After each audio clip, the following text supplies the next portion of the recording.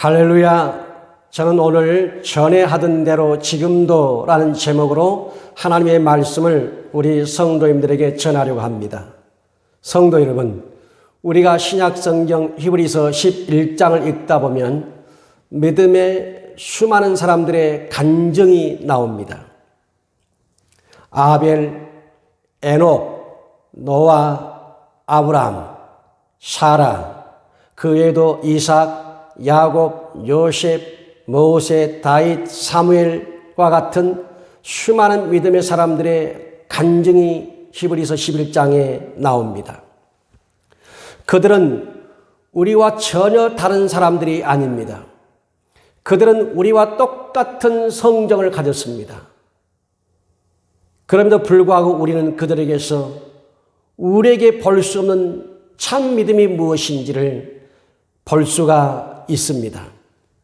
히브리서 11장 38절에서 이들의 신앙을 이렇게 평가하고 있습니다. 이런 사람은 세상이 감당하지 못하느니라. 그렇습니다. 우리가 신앙생활을 잘못하면 세상으로부터 비난과 조롱과 욕을 받지만 우리가 신앙생활을 하나님 보시기에 그리고 세상을 향하여 빛과 소금의 사명을 잘 감당하면 세상도 교회와 우리 성도들을 두려워할 수밖에 없습니다. 성도 여러분, 어떤 상황에서도 하나님께 영광 올려드리는 그 믿음, 지금도 성경 읽으면 우리에게 감동을 주는 그들의 신앙, 그들의 믿음, 그 믿음은 하루아침에 나온 것이 아닙니다. 믿음을 위해서 자신의 인생과 자신의 하나밖에 없는 목숨을 내놓는 그 믿음은 과연 어디서 어떻게 나온 것입니까? 오늘 본문에 등장하는 다니엘에게서 그 답을 찾고자 합니다.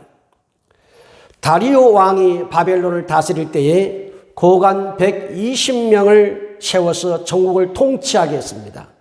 그리고 그 고관 위에 또 총리 셋을 두었습니다. 그 총리 셋 가운데 한 사람이 바로 이스라엘에서 바벨론의 포로로 끌려온 다니엘이었습니다. 그런데 다니엘은 다른 총리들이나 고관들보다 훨씬 지혜롭고 총명하고 지식과 재능이 뛰어나고 영성이 탁월했습니다. 그러다 보니 고관들과 총리들로부터 시기를 당하게 되고 미움을 받게 되고 질투를 받게 되고 뜻하지 않는 원수가 생긴 것입니다. 이들은 어떻게 해서든 다니엘을 모함해서 죽이려고 합니다. 그러나 아무리 다니엘의 허물과 다니엘의 허점을 찾아내서 고발해서 끌어내리고 죽이려고 해도 다니엘에게서 어떤 허점이 발견되지 않는 것입니다. 다니엘 6장 4절 말씀입니다. 이에 총리들과 고관들이 국사에 대하여 다니엘을 고발할 근거를 찾고자 하였으나 아무 근거, 아무 허물도 찾지 못하였으니 이는 그가 충성되어 아무 그릇됨도 없고 아무 허물도 없음이었더라. 아멘. 다니엘을 죽이려고 하는 자들은 수단과 방법을 가리지 않고 다니엘에게서 허물과 허점을 찾아보려고 애를 썼습니다. 하지만 다니엘에게서 어떤 허물도 찾을 수가 없었습니다. 다니엘이 왕께 반역을 꾀했다든지 다니엘이 청탁을 받고 뇌물을 받았다든지 다니엘이 자신의 정치적 적을 죽이려고 했다든지 다니엘이 부동산을 투기했다든지 아무리 다니엘을 뒤져보고 찾아봐도 털어보아도 다니엘에게서는 허물이 안 나옵니다. 허점이 나오지 않습니다. 오히려 다니엘이 잘한 보일 뿐이 잘못한 것이 전혀 보이지 않는 것입니다. 그래서 원수들이 마지막으로 머리를 쓴 것입니다. 다니엘이 하나님께 늘 기도하여 구한다는 사실을 알고 왕께 청해서 누구도 철회할 수 없는 하나의 법령을 만들었습니다. 다니엘 6장 7절 말씀입니다.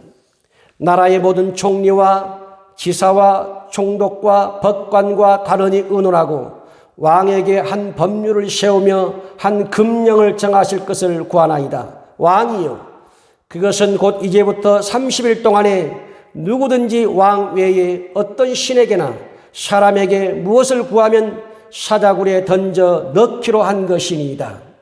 이제 30일 동안에 다리오 왕 외에 어떤 사람에게 무엇을 구하거나 어떤 신에게 무엇을 구하면 그 사람은 잡아다가 사자굴에 집어 던져 넣어서 죽이는 것입니다. 다니엘도 총리니까 이 사실을 알고 있습니다. 그리고 자신의 정적들이, 원수들이 모함에서 자기를 죽이려고 한다는 사실도 다니엘이 알고 있습니다. 이제 30일 동안 하나님께 구할 것이냐, 아니면 다리오 왕에게 구하여 얻을 것이냐, 믿음을 버릴 것이냐, 믿음을 지키다가 사자굴에 던져져 죽임을 당할 것이냐, 다니엘에게 선택만 남았습니다. 성도 여러분, 우리 성도들은 만약에 어떤 상황에도 기도하지 말라고 하는 이런 상황이 벌어지면 우리 성도들은 어떻게 하겠습니까? 잠시 살기 위해서 기도를 포기하겠습니까? 아니면 죽더라도 영원히 살기 위해서 기도하겠습니까? 그러면 다니엘은 어떻게 했습니까? 다니엘 6장 10절 말씀입니다. 다니엘이 이 조서에 왕의 도장이 찍힌 것을 알고도 자기 집에 돌아가서는 윗방에 올라가 예루살렘으로 향한 창문을 열고 전에 하던 대로 하루 3번씩 무릎을 꿇고 기도하며 그의 하나님께 감사하였더라. 아멘. 오늘 말씀 보니까 조서에 왕의 도장이 찍힌 것을 알고도 라고 했습니다. 다니엘이 무엇을 알았다는 것입니까? 하나님께 기도하면 죽는다는 것을 알았습니다. 하나님께 기도하여 무엇을 구하면 사자굴에 던져진다는 것을 다니엘이 알았습니다.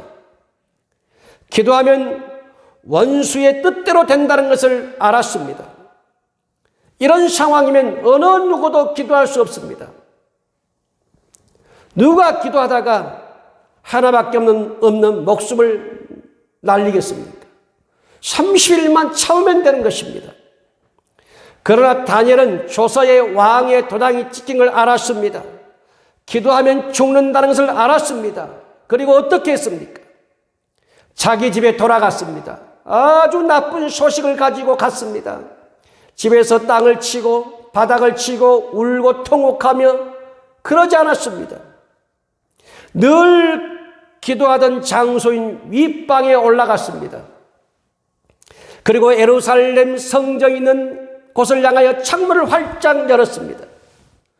그리고 전에 하던 대로 하루에 3번씩 무릎 꿇고 기도하며 하나님께 감사했습니다.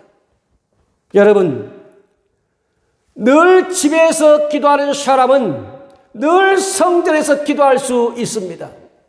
늘 집에서 기도하는 사람은 차 안에서도 기도할 수가 있고 논에서도 기도할 수가 있고 밭에서 기도할 수가 있고 어디를 가든지 기도할 수가 있습니다.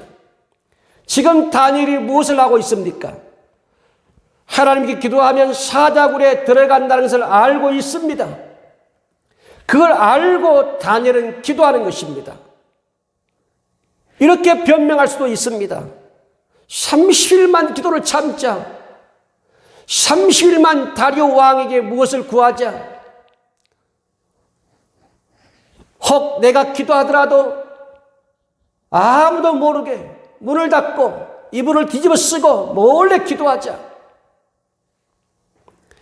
기도하면 사자굴에 들어간다는데 꼭 기도할 필요가 있겠는가? 이런 여러 가지의 이유들을 가지고 하나님 앞에 나갈 수도 있었을 것입니다. 그러나 다니엘은 그렇게 하지 않았습니다. 성도 여러분, 하나님께 기도하면 사자굴에 들어간다는 사실을 알고도 하나밖에 없는 자신의 목숨이 사자의 밥이 될지언정 기도할 수밖에 없는 이 다니엘을 통해서 우리가 이 어려운 시대에 배워야 할 것이 있습니다. 같이 고백합니다. 전에 하던 대로 지금도 그렇습니다. 전에 하던 대로 기도하는 사람이 지금도 기도합니다. 다니엘은 바벨론의 포로로 잡혀오기 전에 이스라엘 땅에 살 때도 하루에 3번씩 기도하는 사람이었습니다. 그리고 바벨론의 포로로 잡혀서도 하루에 3번씩 하나님 앞에 무릎을 꿇고 기도하며 감사하는 사람이었습니다. 전에 하던 대로 기도하는 사람은 어떤 상황에서도 기도합니다. 전에 하던 대로 예배하는 사람은 어떤 상황에서도 예배합니다. 전에 하던 대로 감사하는 사람은 어떤 상황에서 감사합니다.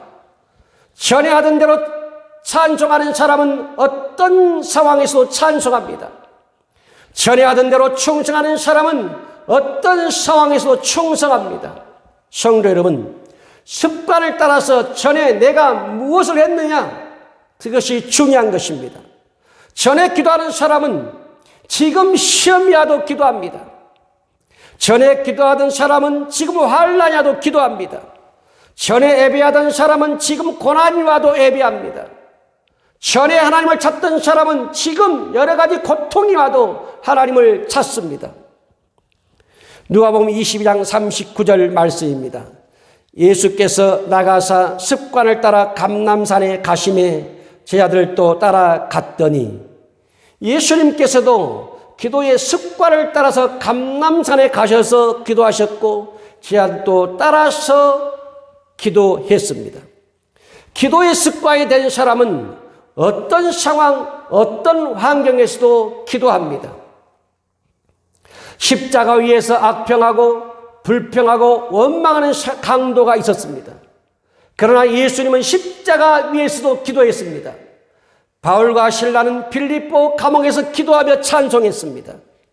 성도 여러분, 코로나가 언제 끝날지 모르지만 올 우리 성도인들 앞에 어려움이나 힘든 일이나 고통이나 환난이 온다면 그것들이 언제 끝날지 우리는 알 수가 없습니다. 그것들이 언제 끝나서 내 삶에 평안이 올지, 은혜가 임할지, 자유가 임할지 우리는 알 수가 없습니다. 시험이 끝나면 기도해야지. 그런 사람은 기도하지 못합니다. 시험이 언제 끝날지 모릅니다. 고난이 끝나면 기도해야지. 그런 사람은 기도하지 못합니다. 언제 고난이 끝날지 모릅니다. 절망이 끝나면 기도해야지. 그런 사람은 기도하지 못합니다. 언제 절망이 끝날지 모릅니다. 다니엘은 기도할 수 없는 상황에 기도했습니다. 전에도 기도했기 때문에 그렇습니다. 다니엘은 예배할 수 없는 상황에 예배했습니다. 전에도 예배했기 때문에 그렇습니다. 다니엘은 감사할 수 없는 상황에 감사했습니다. 전에도 감사했기 때문입니다. 다니엘은 지금 사자굴에 자신이 들어간다는 사실을 알고도 하나님께 기도하며 감사했습니다. 성도 여러분, 3살 버릇이 8까지 간다는 말이 있습니다. 지금을 보면 전에 무엇을 했는지 보입니다. 다시 말씀드립니다. 지금을 보면 전에 하던 대로가 보입니다. 전에 하던 대로를 알려면 지금 그가 무엇을 하고 있는지를 보면 알 수가 있습니다. 성도 여러분, 신앙생활의 수준과 깊이는 전에 하던 대로 지금 무엇을 하고 있느냐 하는 것입니다. 전에 하던 대로 지금도. 오늘 이 어려운 시대에 우리 성도들의 신앙의 모습은 어떻습니까? 전에 하는 모습과 지금의 모습이 어떤 차이가 있습니까? 전에의 모습과 지금의 모습이 똑같습니까? 전혀 다릅니까? 수준은, 믿음의 수준은 바로 거기서 결정됩니다. 전에 하던 대로 지금 무엇을 하고 있느냐, 그것이 바로 우리의 신앙의 깊이를 결정하는 것입니다. 기도하겠습니다. 하나님 아버지, 오늘 우리 이 어려운 시대에도 지금과 전이 똑같기를 원합니다. 전과 지금이 똑같은 믿음으로 사는 성도들이 되기를 원합니다. 지금을 보면 전에 하던 대로가 보입니다. 전에 하던 대로를 알려면 지금 하는 것을 보면 알 수 있습니다. 하나님, 우리 오련교회 모든 성도들의 신앙이 전과 지금이 똑같은 믿음의 길을 가는 그런 성도들 되게 하여 주옵소서. 예수님의 이름으로 기도하옵나이다. 아멘.